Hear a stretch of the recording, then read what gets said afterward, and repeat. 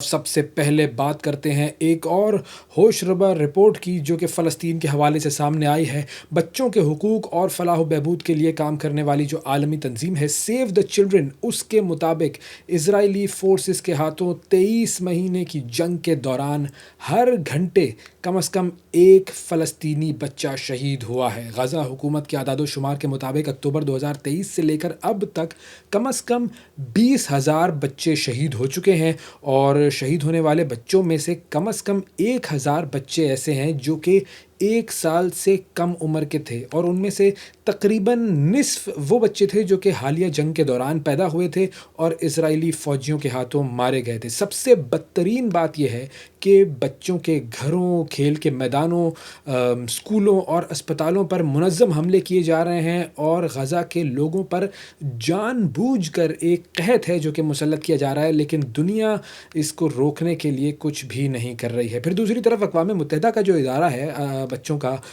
UNICEF جس کا نام ہے، اس نے عالمی برادری سے اپیل یہ کی ہے کہ وہ غزہ میں تباہی کو روکنے کے لیے ہر ممکن قدم اٹھائے، جہاں پر اسرائیل نے مکمل قبضے کے لیے اپنی جو عسکری کارروائیاں ہیں وہ تیز تر کر دی ہیں۔ اور یونیسیف کا یہ بھی کہنا ہے کہ غزہ کے لوگوں کو خان یونس کے قریب جو المواسی کیمپ ہے اس میں اسرائیل کے انسانی ہمدردی زون کی طرف زبردستی بے دخلی کا اسرائیلی جو منصوبہ ہے اس سے تقریباً 10 لاکھ لوگوں کو شدید خطرہ ہے، اور اس میں سے بھی آدھے جو ہیں وہ بچے ہیں۔ اور یونیسیف یہ بھی کہتا ہے کہ غزہ میں ہر دوسرا شخص بچہ ہے اور ان کے لیے زندگی تقریباً ناممکن ہو گئی ہے۔ اور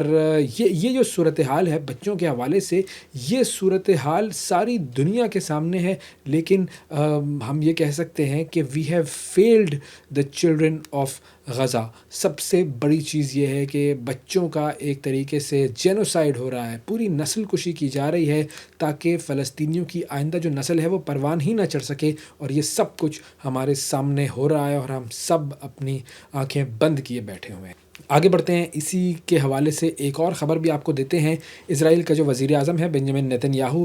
اس نے متحدہ عرب امارات کی وارننگ کے بعد مغربی کنارے کے جو بعض حصے ہیں انہیں اسرائیل میں ضم کرنے کی کارروائی کو معطل کر دیا ہے، اور اسرائیلی میڈیا کے مطابق نیتن یاہو نے اپنی حکومت کے ایجنڈے سے مغربی کنارے کے الحاق کا جو معاملہ ہے وہ اب ہٹا دیا ہے، اور اس کے بعد یہ ایجنڈا فلسطینی علاقوں میں سیکیورٹی کی صورتحال پر مرکوز کر دیا گیا ہے۔ اور جو سورسز ہیں وہ یہ کہتے ہیں کہ یو اے ای کی جانب سے سخت تنقید ہوئی، اور اس کے بعد نیتن یاہو نے اپنی کابینہ سے الحاق کے اس معاملے کو واپس لے لیا تھا، اور امارات نے اسرائیل کو واضح طور پر خبردار کیا تھا کہ مغربی کنارے کے جو علاقے ہیں اس کا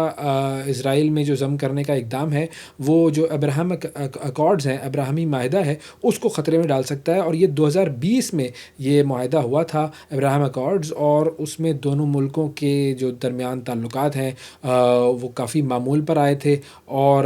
اب جو ہے وہ خاص طور پر اسپیسیفکلی یہ بات کہہ دی گئی ہے یو اے ای کی طرف سے کہ اگر اس طرح کی کوئی بات کی گئی تو پھر ہمارے جو تعلقات ہیں وہ خراب ہو جائیں گے، اور ابراہم اکارڈز جو ہے وہ خطرے میں پڑ جائے گا۔ تو اس کے بعد پھر یہ جو ایجنڈا ہے یہ ہٹایا گیا ہے۔ پھر دوسری طرف ہم نے یہ بھی دیکھا کہ لندن میں فلسطینیوں کی حمایت میں احتجاج کے لیے ہزاروں افراد نے پارلیمنٹ اسکوائر تک ریلی نکالی، اور مظاہرین نے غزہ میں اسرائیلی مظالم کے خلاف نعرے لگائے، اسرائیل کو ہتھیاروں کی فروخت روکنے کا مطالبہ بھی کیا، پھر غزہ میں جو جنگ بندی ہے اس کا بھی مطالبہ کیا گیا، اور اس دوران پولیس نے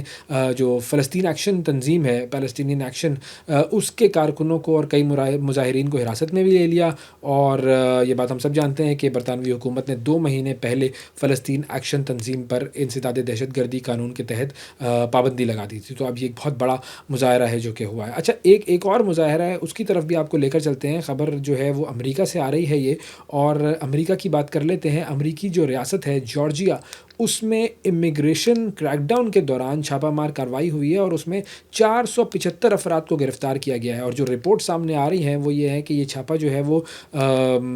ڈونلڈ ٹرمپ کی جو سخت امیگریشن پالیسی ہے اس کے تسلسل میں مارا گیا ہے، اور اس کا مقصد کیا ہے کہ جو مبینہ غیر قانونی ورک فورس ہے اس کا خاتمہ کیا جائے۔ اب یہ جو لوگ گرفتار ہوئے ہیں زیادہ تر لوگ ہیں کوریا کے، اور کچھ لوگ غیر قانونی طور پر امریکہ میں داخل ہوئے تھے، کچھ کام کرنے کے اہل نہیں تھے، اور کچھ نے ویزے کی مدت سے زیادہ قیام کیا تھا۔ یہ بیسیکلی حکام کی طرف سے سامنے آئی ہے بات، اور اس واقعے پر جنوبی کوریا میں شدید رد عمل سامنے آیا ہے۔ صدر جو ہیں جنوبی کوریا کے لی جے میونگ، انہوں نے فوری رد عمل کا حکم دیتے ہوئے یہ کہا ہے کہ گرفتار شہریوں کے حقوق اور تحفظ کو ہر صورت میں یقینی بنایا جائے، اور جو جنوبی کوریا کے وزیر خارجہ ہیں انہوں نے اعلان کیا ہے کہ وہ معاملے کو حل کرنے کے لیے فوری اقدامات کریں گے، اور اگر ضرورت پڑی تو وہ واشنگٹن بھی جا کر امریکی حکام سے براہ راست بات چیت کریں گے۔ اور انہوں نے کہا کہ ہم اپنے شہریوں کو اور کمپنیوں کے مفادات کو متاثر نہیں ہونے دیں گے۔ یہ بیسیکلی یہ جو چھاپا پڑا تھا، یہ پڑا تھا ہیونڈائی کی فیکٹری میں، اور جو ڈونلڈ ٹرمپ کا بیان آیا ہے وہ یہ آیا ہے کہ جی جنوبی کوریا کے جو ورکرز ہیں وہ غیر قانونی تارکین وطن ہیں اور ہم انہیں باہر نکالیں گے۔ تو اب دیکھتے ہیں کہ کیا ہوتا ہے۔ اب یہ ہمیں یاد رکھنا چاہیے کہ جو جنوبی کوریا جو ہے وہ اس وقت ایشیا کی چوتھی سب سے بڑی معیشت ہے، اور امریکہ میں اربوں ڈالرز کی سرمایہ کاری کر رہا ہے جنوبی کوریا، اور اس میں ایل جی بہت بڑا نام ہے ایک، اور ہیونڈائی، یہ دو بہت بڑے صنعتی گروپ جو ہیں یہ شامل ہیں جو کہ ساؤتھ کوریا سے جن کا تعلق ہے، اور امریکی سرمایہ کاری ان کی طرف سے ہو رہی ہے۔ اچھا، اب ایک اور خبر ہے جو کہ ہمیں امریکہ سے ہی شامل کرنی ہے پروگرام میں، اور یہ ہے جی واشنگٹن سے۔ واشنگٹن میں ہزاروں افراد نے ڈونلڈ ٹرمپ کی جانب سے جو شہر میں فوج کی تعیناتی کی گئی ہے اس کے خلاف احتجاجی مارچ کیا گیا، اور اس مارچ کا نام ہے we are all D C. We are all D C یہ مارچ ہے، اس میں تارکین وطن اور فلسطین کے جو حامی ہیں وہ بھی شریک ہوئے۔ پلے کارڈز اٹھائے ہوئے تھے مظاہرین نے، فری ڈی سی کا اس کے اوپر نعرہ لکھا ہوا تھا، اور ٹرمپ کے اقدامات کے خلاف نعرے لگائے گئے، اور بیسیکلی انہوں نے حکومت سے مطالبہ یہ کیا کہ جو آپ نے فورسز کو یہاں پر مسلط کر دیا ہے اس کو واپس کیا جائے۔ اور مظاہرین کا بیسیکلی کہنا یہ تھا کہ وہ واشنگٹن پر قبضے کے خلاف احتجاج کر رہے ہیں، اور چاہتے یہ ہیں کہ فوج کو ہماری سڑکوں سے ہٹایا جائے، اور بیسیکلی وہ جو مدعا ہے ان کا وہ یہ ہے کہ یہ جو ہماری حکومت ہے، کہنے کو تو یہ ڈیموکریٹک حکومت ہے لیکن آمریت کے طرز پر یہ اقدامات کر رہی ہے، اور یہی طریقہ بعد میں مزید علاقوں میں بھی اپنایا جا سکتا ہے۔ اور رپورٹس جو آ رہی ہیں امریکہ سے وہ یہ ہیں کہ 6 ریپبلکن اکثریتی ریاستوں سے بھیجے گئے اہلکار سمیت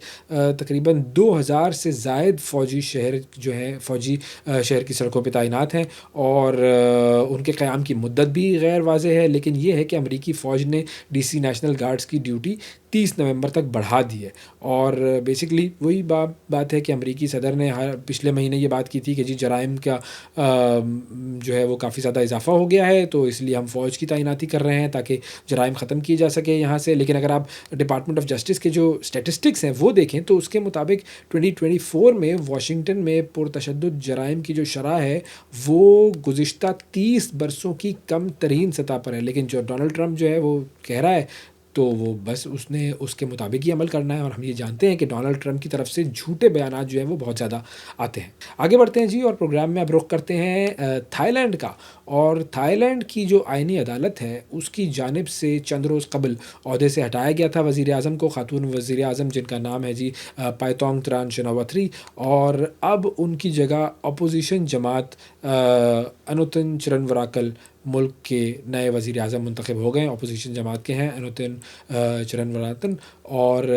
غیر ملکی جو خبر ایجنسی ہے اس کے مطابق تھائی لینڈ میں اپوزیشن جماعت کے یہ لیڈر انوتن چرنوراکل جو ہے یہ 311 ووٹ لے کر نئے وزیر اعظم بنے ہیں۔ 58 سال ان کی عمر ہے، اور انوتن جو ہیں وہ 2 سالوں میں تیسرے وزیر اعظم ہیں جنہیں پارلیمان نے سابق وزیر اعظم کی معطلی کے بعد منتخب کیا ہے۔ تو یہ کئی وزیر اعظموں کے آنے جانے کا سلسلہ یہاں پر چلتا رہتا ہے، اور گزشتہ مہینے کی بات ہے، ہم نے خبر میں بھی اپنے پروگرام میں بھی یہ خبر کور کی تھی کہ گزشتہ مہینے تھائی لینڈ کی جو آئینی عدالت ہے اس نے کمبوڈیا کے سابق رہنما کے ساتھ ایک فون کال کی آڈیو لیک ہونے کے معاملے پر معطل کر دیا گیا تھا۔ وزیر اعظم شناواتری کو عہدے سے برطرف کر دیا تھا، اور 2008 کے بعد اگر ہم تھوڑا سا ماضی میں جائیں تو 2008 کے بعد شناواتری وہ 5ویں تھائی وزیر اعظم ہیں جنہیں عدالتی حکم پر عہدے سے ہٹایا گیا ہے۔ تو یہ یہاں پر جو ہے وہ تھائی لینڈ کا ایک طریقے سے یہ ایک